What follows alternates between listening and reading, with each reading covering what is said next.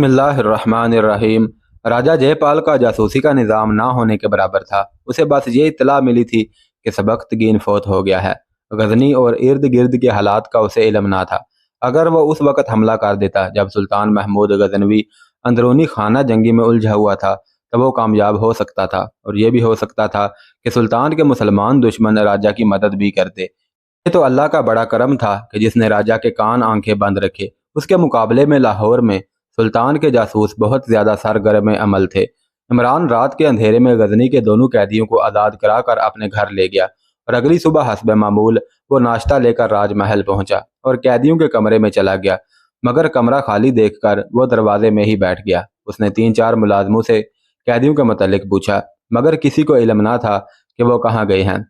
कुछ देर बाद राजा जयपाल का बुलावा आ गया। इमरान ने बताया कि वो नाश्ता लेकर आया तो कैदी अपने कमरे में नहीं थे और वह उनके इंतजार में बैठा हुआ है। राजा जयपाल को जब कैदियों के गायब होने की खबर मिली तो वो बोला कि मुझे मुसलमानों पर भरोसा नहीं करना चाहिए था। मैंने उनके कमरे से पहरा हटाकर गलती की थी। वो शहर में नहीं हो सकते। तमाम रास्तों की नाकाबंदी कर दो। पेशावर की तरफ सवार दौड़ा दो। पेशावर से गजनी जाने वाले तमाम रास्ते बंद कर दो। राजा के वजीर ने कहा, महाराज, 2 कैदियों के फरार होने पर परेशान होने की ज़रूरत नहीं है। आपकी तवज्जो कूच की तैयारी पर रहनी चाहिए। 2 कैदियों को फरार के बाद पकड़ने के लिए इतनी नफरी इधर उधर दौड़ाने की ज़रूरत नहीं है।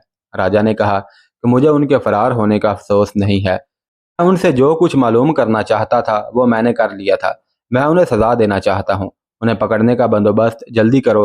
उसके साथ ही राजा को यह खबर भी सुनाई गई कि इंसानी कुर्बानी के लिए लड़की मुंतखब कर ली गई है, और तकरीबन 15 दिन बाद उसकी गर्दन काट कर उसके खून का तिलक राजा के माथे पर लगाया जाएगा। राजा को यह भी बताया गया कि अब वो जब चाहे गजनी की जानिब कूच कर सकता है, फतह उसकी होगी।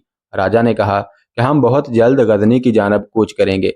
राजमहल में दिन गुजारने के बाद वहां की खबर लेकर शाम को इमरान घर पहुंचा और दोनों को बताया कि उस पर किसी ने भी शक नहीं किया। वरेजी ने कहा कि अब जितनी जल्दी हो सके हमें यहाँ से कूच करवाओ। मगर इमरान ने कहा कि वह मजीद चंद दिन यहाँ से बाहर नहीं निकल सकते, क्योंकि तमाम रास्तों की नाकाबंदी कर दी गई है। दरवाजे पर महसूस किस्म की दस्तक हुई तो इमरान ने कहा कि दोस्त आए हैं और कोई खबर भी लाए हैं। इमरान ने जाकर डेवड़ी का दरवाज़ा खोला तो 2 आदमी अंदर दाखिल हो गए। इमरान ने दोबारा दरवाजे की जंजीर चढ़ा दी। उन दोनों को वो ओरेजी और बलखी के कमरे में ले गया और उनसे उनका तारुफ करवाया। ये दोनों आदमी पंजाब के रहने वाले थे। उन्होंने बताया कि राजा जयपाल बहुत जल्द गजनी की जानब कूच करने वाला है। अब हमारे करने वाले 2 काम हैं। पहला काम, किसी एक को गजनी रवाना करना होगा जो कबल अज वक़्त गजनी वालों को राजा के इरादों की खबर कर दें। दूसरा, लाहौर शहर से बाहर तमाम फौजों के रसद, खैमे, बैल गाड़ियां जमा हैं और मजीद उनमें इजाफा हो रहा है। उनमें आग लगानी है। इमरान ने पूछा, आग लगाने का कोई इंतजाम किया है? वो बोला कि इससे पहले लाहौर में कभी इस पर बात नहीं हुई। एक जासूस ने कहा कि इससे पहले लाहौर वालों ने क्या कारनामा सर अंजाम दिया था। एक लड़की के पीछे आपस में लड़ मरे थे। अब बठिंडा वालों ने इंतजाम किया है। यहाँ के आदमियों को बताना जरूरी है। बठिंडा राजपाल की राजधानी थी, इसलिए गजनी के ज्यादा जासूस वहीं रहते थे। जब से राजा जयपाल ने गजनी पर हमलों का सिलसिला शुरू किया था, उसने लाहौर को फौज का मुस्तकर बना लिया था। गजनी के जासूसों के साथ मुकामी आदमी भी शामिल हो गए थे। उनमें ज्यादातर नौजवान थे।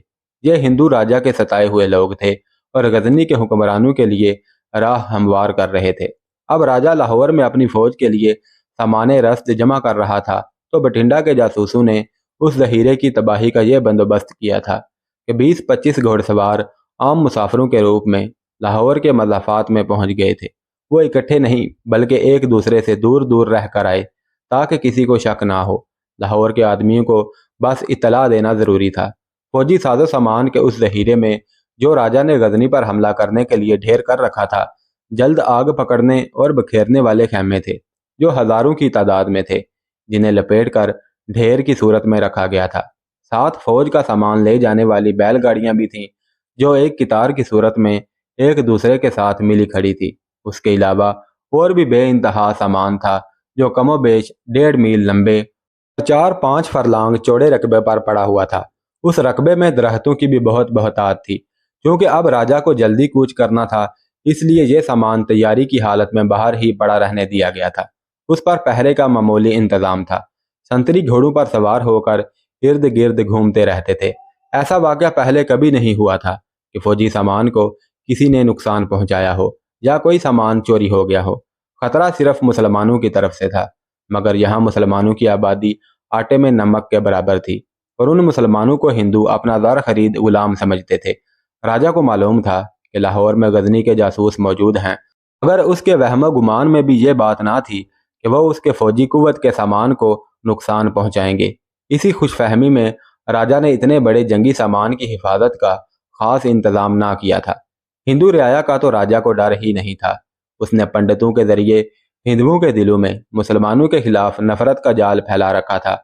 हर हिंदू ये ख्वाहिश लिए हुए था कि उनका राजा मुसलमान ममालिक पर हमला करे और मुसलमानों को गुलाम बनाकर हिंदू मत में लाया जाए। इस मकसद के लिए हिंदू अवाम ने एक दूसरे से बढ़ चढ़ कर अपने राजा की हर किस्म की मदद करनी शुरू कर दी थी। यहाँ मैं एक बात कहना चाहूँगा कि हिंदू अवाम का भी मकसद मुसलमानों को हिंदू मत में लाना था, पंडितों का भी यही मकसद था और राजा का भी यही मकसद था। मगर अफसोस, मुसलमान अवाम और हुकूमत ये कहती है कि दीन का काम सिर्फ मौलवियों के ज़िम्मे है और बाकी हम बरीउज़्ज़ुम्मा हैं। ये हमारी सोच गलत है। याद रखना कि जितना उलमाए कराम का हक बनता है वो अदा कर रहे हैं, जितना हमारा और हुकूमत वक़्त का बनता है वो किरदार हमें और हुकूमत को भी अदा करना होगा। हमारा मिशन दीन इस्लाम को दुनिया के आखिरी कोने तक फैलाना है और इसके लिए हमें उलमाए कराम का साथ देना होगा। मुअर्रख लिखते हैं कि हिंदू औरतें सूद काटती और उसको बाजार में बेचकर पैसा राजा के खजाने में जमा करवाती थी। लिहाजा जो गजनी पर हमले के लिए साजो सामान जमा किया गया था उसमें हिंदू आवाम का खून पसीना शामिल था। किसी के वहम गुमान में भी ना था कि कोई इस सामान को नुकसान पहुंचाएगा। मुकम्मल मनसूबा बंदी के साथ बठिंडा के जांबाज लाहौर पहुंच चुके थे। ये मुजाहिद हर खतरे से लड़ जाने वाले आशिक रसूल सल्लल्लाहु अलैहि वसल्लम थे। उनके अंदर ईमान की हलावत थी और गर्माहट थी। ये आतिश नमरूद में कूद जाने का जज्बा रखते थे। उनका ईमान ये था कि बादशाही उलटने के लिए बादशाह होना ज़रूरी नहीं और फौज को काटने के लिए फौज का होना ज़रूरी नहीं होता। अगर ईमान मजबूत हो तो मजबूत कले भी सर किए जा सकते हैं। उनके अंदर वो ईमान था जो मोहम्मद बिन कासम अरब की सरजमीन से लेकर आया था और अब वो इस ईमान की शम्मा को अपने लहू से जलाए रखने का अज़म किए हुए थे। ये मुजाहिद घोड़ों पर आए थे और उनके 3 साथी लाहौर में इमरान और दूसरे लाहौर में मौजूद जिम्मेदार जासूसों को अपनी आमद और मकसद की इतला देने निकल गए थे। ये सब गरीबाना लिबास में गुर्बत के मारे मुआश की तलाश में मारे मारे फिरने वाले मुसाफिरों के रूप में आए थे। रात को जब शहर सो गया तो वो सब शहर से बाहर एक जगह इकट्ठे हुए। उन्होंने इस मकसद की खातिर जिसके लिए वो आए थे जाने तक कुर्बान करने का हलफ उठाया, एक दूसरे से हाथ मिलाया और एक दूसरे को खुदा हाफिज कहा। उन्हें एक दूसरे को जिंदा देखने की उम्मीद ना थी और वो जिंदा वापस जाने के लिए नहीं आए थे। थोड़े कुछ दूर बांध कर वो 1.5 मील लंबे फौजी साजो सामान के जहीरे के अतराफ में 2-2 की टोली में फैल गए। उनके पास छोटे पानी के मशकीज़े थे जो अमूमन मुसाफिर सफ़र के दौरान पास रखते हैं, मगर उन मशकीज़ों में पानी नहीं बल्कि तेल था और आग लगाने वाला सामान भी उनके पास मौजूद था। एक जगह 2 घोड़सवार संतरी आगे चले गए तो 2 जांबाज रेंगते हुए आगे आ गए। तेल खैमों के ढेर पर छिड़क दिया। उससे पहले के संतरियों को तेल की बू आती उसे आग लगा दी गई। ऐन उसी वक़्त एक और जगह से शोला बुलंद हुआ। संतरियों ने आग का शोला देखा तो उस तरफ घोड़ों को एड़ लगा दी। संतरी आग वाली जगहों पर आए तो कई और जगह से आग के शोले बुलंद हुए। 4 जांबाजों ने बैलगाड़ियों पर तेल छिड़क कर आग लगा दी। पेशतर इसके कि संतरी जान सकते कि आग कैसे लगी है, आग लगाने वाले अपने घोड़ों के करीब पहुंचे और रात के अंधेरे में गायब हो गए। हवा की रफ्तार काफ़ी तेज थी, इसी वजह से आग तेजी से फैलने लगी। शोर सुनकर सोए हुए संतरी भी जाग गए। जागे हुए संतरी आग के शोलों से बचने के लिए भाग खड़े हुए। उन सब के शोरगुल और हड़बोंग ने रात के मंजर को और ज्यादा भयानक बना दिया। शहर में जितनी फौज थी भागती हुई आई और आग बुझाने लगी। आग 1.5 मील लंबे और उससे निसफ एरिया में फैली हुई थी। दरहद तक आग में झुलस रहे थे। फौज के लिए आग पर काबू पाना नामुमकिन हो गया था। आग के शोले इतने बुलंद थे कि किसी की पास जाने की हिम्मत ना हो रही थी। सिपाहियों को हुक्म दिया गया कि इस सामान तक पहुंचने की कोशिश करें जिस तक अभी आग नहीं पहुंची और वो सामान निकाल लाएं। मुसलमान खुश थे मगर हिंदुओं पर सोग तारी हो गया था। हिंदू इस आग को आग के देवता का कहर समझ रहे थे। मंदिरों के शंख और घंटियां बजने लगी थीं। पंडित बहुत से हाथों वाली देवी के सामने गिड़गिड़ाने लगे थे। औरतें मंदिरों को भाग पड़ी और मर्दों को हिंदू जानवरों की तरह हाँक कर ले गए। पानी कुओं से निकाला जा रहा था। दरिया से भी पानी घोड़ा गाड़ियों पर लाया जाने लगा, लेकिन आग के शोले इतने बुलंद थे कि निसफ मील दूर से उन शोलों की तपश महसूस हो रही थी। राजा जयपाल गुस्से से पागल हो गया था। उसने कहा कि तमाम संतरियों को इसी आग में जिंदा जला दो। वो चीखता चिल्लाता गालियां बकता हुक्म दे रहा था। वजीर मुशीर राजा के इताब से बचने के लिए फौजियों और शहरियों को गालियां निकालते हुए अहकाम दे रहे थे। राजा और उसके जर्नैल थक हार कर पीछे हट गए और मायूसी के आलम में आग के कहर को देख रहे थे। बहुत थोड़ा सामान जलने से बचाया जा सका था। राजा ने कहा कि यह मालूम करना बहुत मुश्किल है कि आग किस तरह लगी है। यहाँ जितने संतरी थे सबको कैद खाने में ले जाकर उल्टा लटका दो और उनमें जो बता दे कि आग किस तरह लगी थी उसे उतार लेना। बाकी सबको इसी हालत में मर जाने देना। 15 दिनों के अंदर अंदर यह सामान पूरा करो, क्योंकि मैं तो बहुत जल्द कूच करने वाला था। सबकतगीन की मौत की इत्तला के साथ ही हमें कूच कर देना चाहिए था। अब जो जो वक़्त गुजरता जाएगा सबकतगीन के जानशीन को तैयारी का मौका मिलता जाएगा। राजा का वजीर अजय शंकर ने कहा, ये आग लगाने वाला काम मुसलमानों का भी तो हो सकता है। क्या महाराज भूल गए कि गजनी के 2 कैदी भाग गए थे? यह उनकी कारस्तानी भी हो सकती है। राजा ने कहा कि तमाम मुसलमानों के घरों की तलाशी लो। जिस पर जरा सा भी शक हो उसे मेरे सामने लाओ। मुसलमानों के घरों से जितना भी माल, जेवर, नकदी, अनाज मिले सब अपने कब्जे में ले लो। राजा ने फिर सोचकर कहा कि मैं सोचता हूँ कि ये इतनी जुर्रत नहीं कर सकते। एक और जर्नैल ने कहा कि महाराज, ये नापाक कौम इससे भी ज्यादा जुर्रत कर सकती है। आप गजनी के जिन 2 कैदियों से जो राज मालूम करना चाहते थे, वो राज यही है कि उस कौम में इतनी ज्यादा जुर्रत है जिसका आप अंदाजा नहीं कर सकते। हमें उनकी जुर्रत तोड़नी होगी।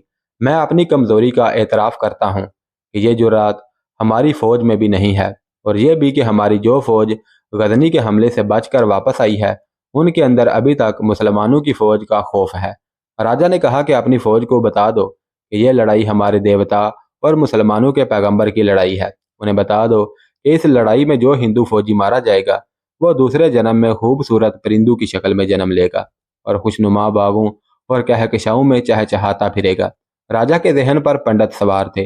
वो हकीकत से दूर हट गया था। राजा जयपाल ने कहा कि ना जाने किसके गुनाहों के सबब देवता हम सब से नाराज हैं। कुर्बानी के लिए भी वैसी ही लड़की मिल गई है जैसी पंडितों को चाहिए थी। 15 रोज बाद उसे ज़बह कर दिया जाएगा। इस मकसद के लिए उसे टीलों वाले मंदिर में पहुंचा दिया गया है। एक जर्नैल ने कहा कि महाराज, आपको बुरा लगे तो माफ कर देना। फतह हासिल करने के लिए एक लड़की को ज़बह कर देना काफ़ी नहीं। फौज के हर फौजी को, आपको, मुझे और हम सब को ज़बह होने के लिए तैयार होना पड़ेगा। जब तक हमारी कौम ऐसे बेटे पैदा नहीं करेगी जैसे ये थे जिन्होंने हमारी फौज के रस्त को आग लगाई और निकल गए, तब तक हम मुसलमानों पर फतह हासिल नहीं कर सकते। राजा जयपाल ने जर्नैल से कहा कि तुम्हारा मतलब ये है कि ये आग मुसलमानों ने लगाई है? जर्नैल बोला, जी महाराज, मैं सेनापति हूँ और आपकी सारी फौज का सरबराह हूँ। फौज की हर शिकस्त मेरी शिकस्त होती है।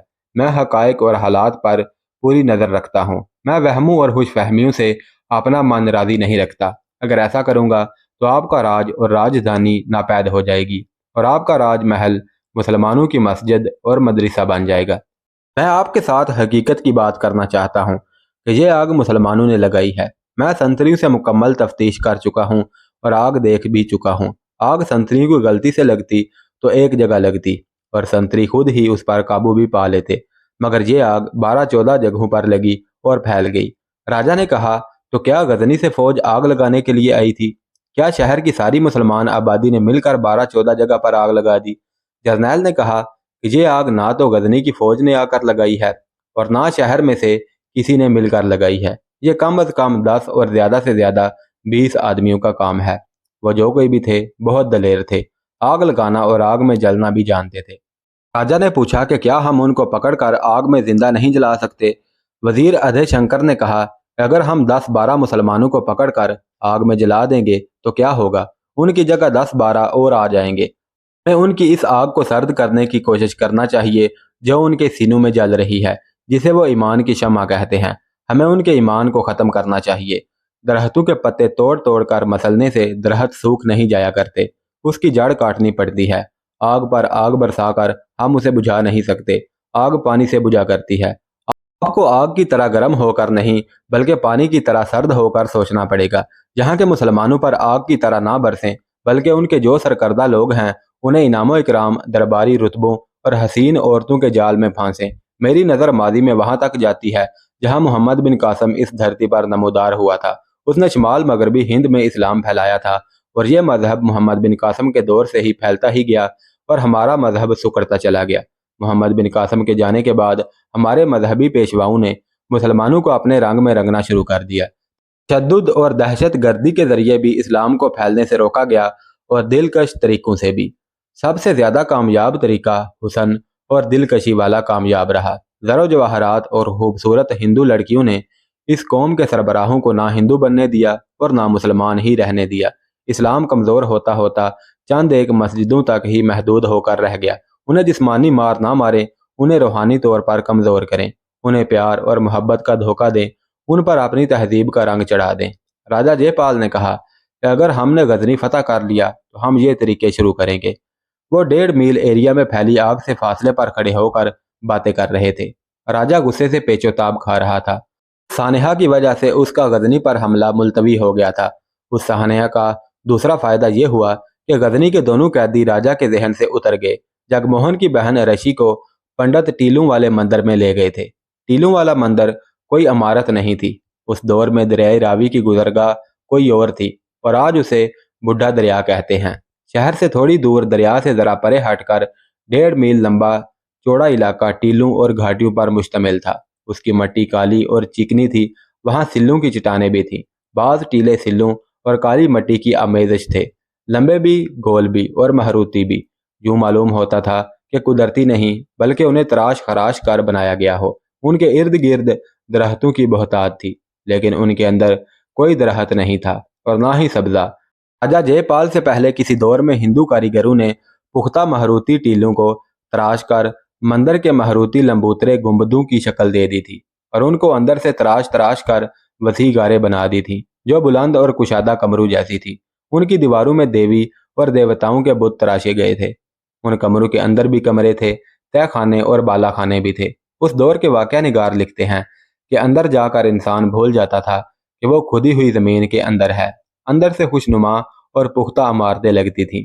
اس جگہ کو ٹیلوں والا مندر کہتے تھے، لیکن وہاں پنڈتوں اور سادھوؤں کے سوا کوئی اور پوجا پاٹ کے لیے نہیں جا سکتا تھا۔ ایک تو یہ کہ کوئی رہنما کے بغیر مندر تک پہنچ ہی نہیں سکتا تھا کیونکہ ٹیلوں کے درمیانی راستے بھول بھلیوں جیسے تھے۔ چاند قدم پر جانے کے بعد کچھ راستے کہیں نہ کہیں بند ہو جاتے تھے۔ دوسری وجہ یہ بھی تھی کہ اس جگہ کے متعلق مشہور تھا کہ روحوں، دیوتاؤں اور دیویوں کا مسکن ہے۔ انسانی قربانی اسی مندر میں دی جاتی تھی۔ دور سے دیکھنے سے یہ علاقہ پر اسرار اور ڈراؤنا لگتا تھا، اس لیے کوئی اس کے قریب سے گزرنے کی جرت بھی نہیں کرتا تھا۔ راجہ جے پال کے دور حکومت کے کچھ عرصے بعد جب سلطان محمود غزنوی نے ہندوستان پر حملے کرنے اور بت شکنی کا جو سلسلہ شروع کیا تھا تو ٹیلوں والا مندر، جس کی فضا انسانی خون اور حسین لڑکیوں کی عصمت دری کے خون سے متعفن تھی، سلطان کی نظروں سے بچا رہا۔ اللہ پاک نے محمود غزنوی کے مشن کو یوں پورا کیا کہ دریائے راوی کا رخ موڑ دیا۔ وہ سیلاب جو ہر سال آتا تھا اب اس نے ٹیلوں والے علاقے کو بہانا شروع کر دیا۔ دیوی دیوتاؤں کے بتوں کو راوی نے کیچڑ میں تبدیل کر کے غائب کر دیا اور پھر اسی کو راوی نے اپنی گزرگاہ بنا لیا اور ٹیلوں والا مندر ہندوؤں کے کاغذوں میں لکھا رہ گیا۔ عمران نے جگموہن کی بہن کو کیسے بچایا، اگلی قسط میں تفصیل سے بیان ہوگا۔